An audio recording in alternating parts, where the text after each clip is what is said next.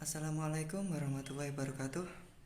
Perkenalkan, nama saya Dimas Wahyu Saputra dari Prodi BVTMO Reguler 4A dengan nomor NPM 321911080. Di sini saya akan membuat tugas dari Pak Tony tentang jurnal. Nah, di sini saya sudah ada gambaran jurnal, yaitu karakterisasi keausan komposit cangkang kemiri dan tempurung kelapa sebagai bahan pembuatan kampas rem atau brake pad. Ditulis oleh Juan Randy Simamora, Chandra Kurniawan, jurusan Ilmu Fisika, Universitas Quality Brastagi, email juanmora@gmail.com. Abstrak telah dilakukan tentang pemanfaatan cangkang kemiri dan tempurung kelapa sebagai material komposit dalam pembuatan kampas rem. Desain formulasi bahan komposit gesekan dilakukan berdasarkan 4 kelas bahan gesekan, yaitu pengisi, pengikat, serat, penguat, dan pengubah properti dengan persentase tetap berdasarkan berat. Perbandingan komposisi serbuk cangkang kemiri dan tempurung kelapa untuk masing-masing sampel S01 atau 35 dibanding 25, WT% S02 30 dibanding 20, WT%, dan S03 25 banding 15, WT%. Dari hasil analisa data diperoleh nilai pengujian daya serap air untuk masing-masing sampel S01 0.000706%, S02 0.00000496%, S03 0.000584%. Uji keausan terendah terdapat pada sampel S03 sebesar 3,67 kali 10 5 gram per milimeter kubik. Hasil uji SEM EDS menunjukkan distribusi partikel pada bahan gesekan yang berbeda untuk masing-masing sampel dan menunjukkan bahwa karbon hadir dalam jumlah yang kurang lebih dalam semua formulasi. Dominasi kehadiran logam pada kampas rem meliputi besi atau Fe, magnesium atau Mg, karbon C, dan aluminium Al, silikon Si, kalium K. Kata kunci kampas rem, cangkang kemiri, tempurung kelapa, dan komposit. Nah, itu ya dari abstrak. Kita masuk pendahuluan. Pencemaran lingkungan menjadi perhatian yang serius karena memiliki dampak langsung terhadap kesehatan manusia dan kelestarian lingkungan. Penggunaan produk industri otomotif yang mudah aus dan melepaskan partikel ke atmosfer yang harus dibuat dengan bahan yang tidak beracun dan ramah lingkungan. Menurut hasil penelitian kesehatan, pemakaian kampas rem yang umumnya terbuat dari material asbestos dapat menghasilkan debu yang jika terhirup oleh manusia menyebabkan kanker paru-paru dan otak. Berarti sangat berbahaya sekali apabila material dari asbestos itu digunakan untuk partikel ya. Data Badan Pusat Statistik menunjukkan bahwa pengguna sepeda motor di Indonesia mencapai 105 juta pada tahun 2016 dan diperkirakan akan meningkatkan setiap tahunnya. Berdasarkan data tersebut dapat diperkirakan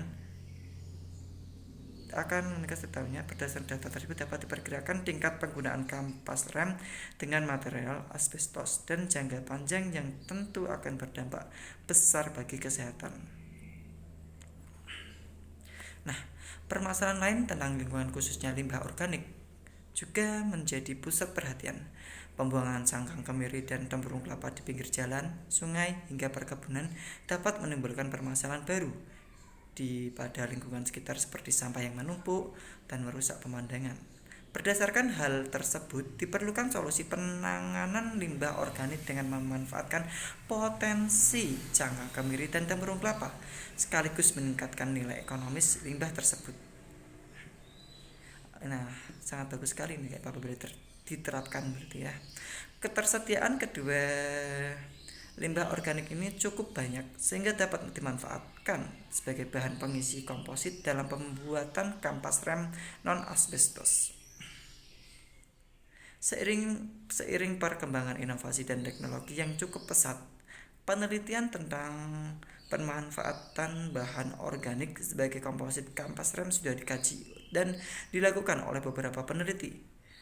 Ufona PA 2017 mengembangkan kampas rem menggunakan komposit berbahan tempurung kelapa, biji palem, dan cangkang WT. Hasil uji keausan 0,025 mm atau min 0,06 mm per min menunjukkan peningkatan kekuatan ikat dari kampas rem 25-27 kg per cm. Rajmohan B 2017 mengembangkan kampas rem menggunakan komposit berbahan tempurung kelapa, tebu, dan cangkang siput. Hasil uji keausan 3,55 kali 10 6 mg per mili 4,13 kali 10 6 mg per mili sedikit lebih rendah dibandingkan asbestos. Dalam penelitian ini akan dilakukan penelitian pembuatan kampas rem menggunakan komposit bahan dasar cangkang kemiri dan tempurung kelapa. Pemanfaatan potensi alam seperti pasir besi atau serbuk logam juga akan digunakan sebagai bahan pengisi komposit. Nah, cocok sekali nih apabila diterapkan seperti pasir besi yang banyak di daerah sekitar pasir pantai selatan ya, daerah Cilacap, dari Jogja sampai Cilacap itu. Metode material bahan yang digunakan untuk produksi kampas rem dipilih dengan hati-hati, termasuk serbuk pengisi cangkang kemiri dan tempurung kelapa, resin poliuretan sebagai bahan pengikat, karbon sebagai penguat serat, pasir besi atau aluminium, tembaga, dan seng digunakan sebagai bahan abrasif. Faktor-faktor penting yang dipertimbangkan dalam memilih bahan-bahan ini termasuk koefisien gesekan yang tinggi, tingkat keausan yang rendah, pembuangan panas yang baik sambil mempertahankan kekuatan mekanik, kemampuan untuk mengeringkan, dan daya serap air. Preparasi komposit, desain formulasi dan bahan komposit gesekan dilakukan berdasarkan 4 kelas bahan gesekan, yaitu pengisi, pengikat, serat, penguat, dan pengubah properti dengan presentase tetap berdasarkan berat. Berbagai komposit bentuk komposit ditunjukkan pada tabel 1. Cangkang kemiri dan cangkang kelapa dipilih karena keseragaman dalam kualitas dan komposisi kimia dan sifat yang lebih baik dalam hal penyerapan air dan ketahanan aus. Tabel. Kita lihat tabelnya. Tabel 1, komposisi sampel kampas rem. Nah, N sampel cangkang kemiri, tempurung kelapa, pasir besi, fiber serat nanas, resin poliuretan, karbon. Nah, S01-nya cangkang kemiri memiliki 35, tempurung kelapa memiliki 25, pasir besi 5, fiber serat nanas 5, resin poliuretan 25, dan karbon 25. 30, 25, 20, 15, 10, 15, 5, 10, 25, 5, 10. Nah, cangkang kemiri dari tempurung kelapa dibuat menjadi bentuk powder atau bubuk dengan memecahnya menjadi potongan-potongan kecil dan bubuk halus menggunakan mesin penggilingan. Gambar 1. Nah, kita lihat gambar ya. Dan disaring menggunakan kertas saring ukuran 200 mesh. Gambar 1 ya. Itu gambar 1 menunjukkan gambar mesin penggiling cangkang kemiri dan tempurung kelapa. Mesin penggilingan yang digunakan untuk menghancurkan bahan baku komposit dengan ukuran grid yang berbeda, seperti yang diinginkan seperti yang ditunjukkan pada gambar 1. Banyaknya powder cangkang kemiri, tempurung kelapa, pasir besi, dan karbon yang dibutuhkan diukur menggunakan neraca digital. Bahan-bahan tersebut dicampur dengan manual selama 90 menit. dengan bantuan menggunakan mortar sampai campuran homogen terbentuk. Setelah itu campuran ini dicampur dengan resin polyetren selama 15 menit ya, menggunakan magnetic stir dengan kecepatan tinggi. Kemudian dicampur dengan serat daun nanas yang telah dipotong menjadi ukuran 2 cm. Campuran komposit di atas dituangkan ke dalam mold logam yang sudah disediakan. Atau kita lihat gambar 2. Nah, ini gambar 2 adalah desain mold kampas rem. Cetakan kampas rem seperti yang ditunjukkan pada gambar 2. Kemudian didiamkan selama 30 menit, di mana gel mulai terbentuk atau permukaan sampel pada cetakan yang panas tersebut menunjukkan bahwa terjadi reaksi eksotermik ya.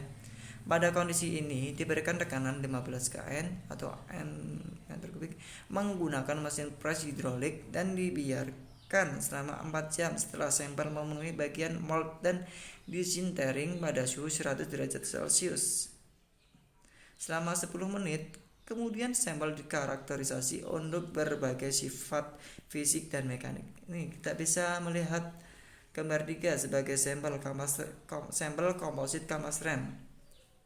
Nah, itu ya, berarti dari gambar 1 mesin penggiring cangkang, kemiri dan tempurung kelapa, gambar 2 desain mold kampas rem, dan gambar 3 sampel komposit kampas rem.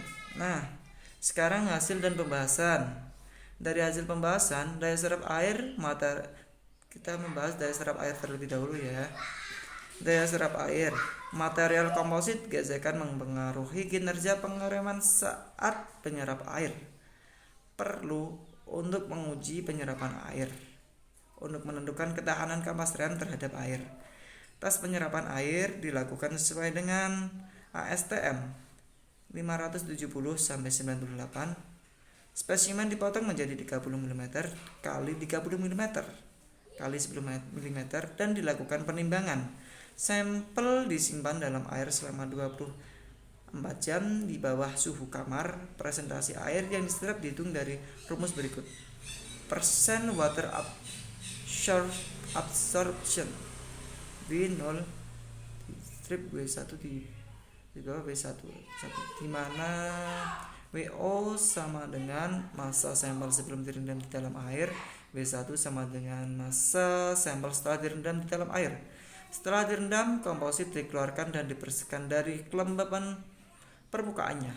Kemudian ditimbang lagi dan perbedaan massa saat sesudah dan sebelum menyerap air dan menghitung presentasi penyerapan. Tabel 2 menunjukkan presentase penyerapan air untuk sebagai variasi sampel. Nah, ini tabel 2. Kita lihat tabel 2-nya ya. Nah, dari tabel 2 presentasi penyerapan air dalam sampel.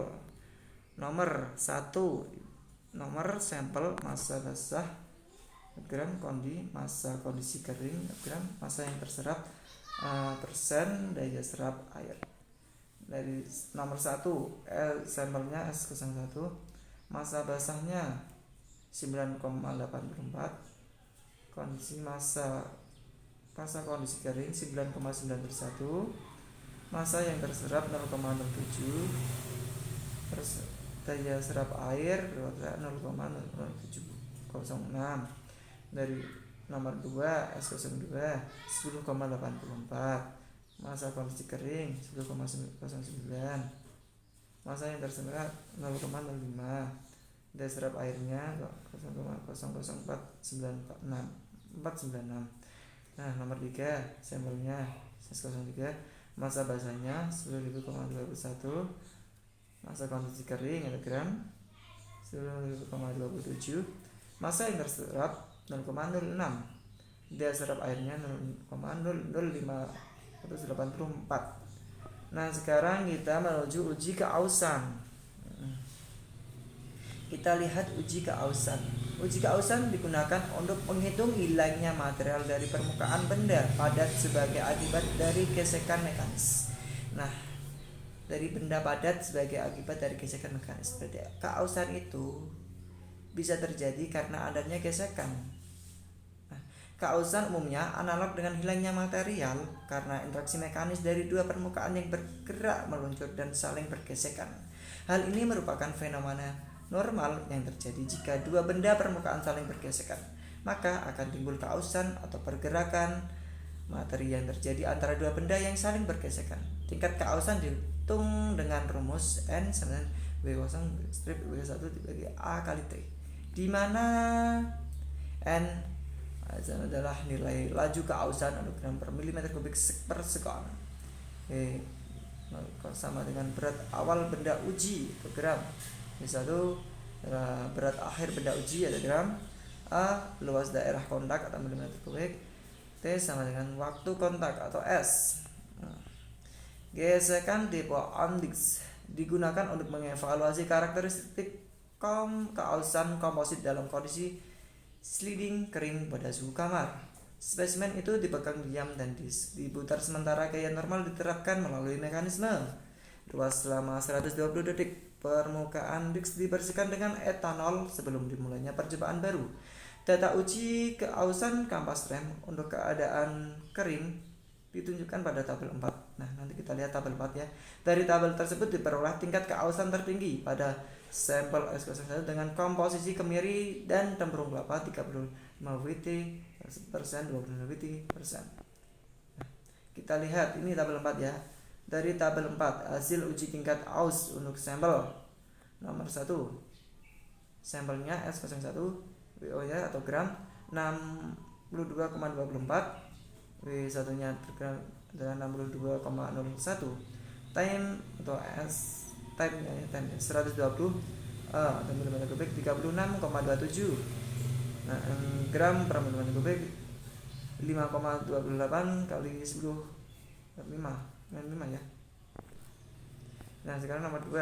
Sekarang 2 62,96 62,75 120 36,27 4,82 kali 10 5. 3 S03 64,57 64,51 120 36,27 3,67 kali 10 5.